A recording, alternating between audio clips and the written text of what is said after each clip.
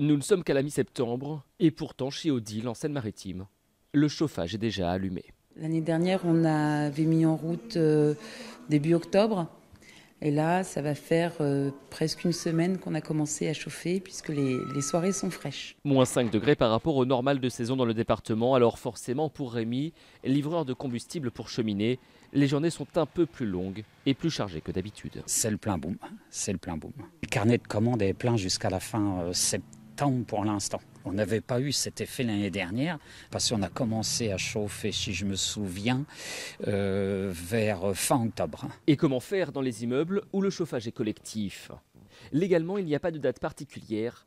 Chaque syndic est maître de son calendrier. Le syndic peut effectivement allumer le chauffage plus tôt une année qu'une autre. Après, c'est pas forcément dans l'intérêt des copropriétaires, c'est pas forcément non plus toujours utile de l'allumer quand il y a un pic de froid court. Parce qu'en fait, le temps que le chauffage se mette en route, qu'on chasse l'humidité des murs, ça peut s'étaler sur... ça peut prendre 24 heures, 48 heures.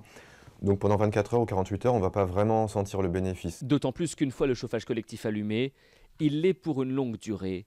Et à cette période de l'année, on peut encore avoir un retour des beaux jours et des températures douces. Faire allumer le chauffage collectif avant le 1er octobre serait donc une mauvaise solution pour les économies de charges et d'énergie.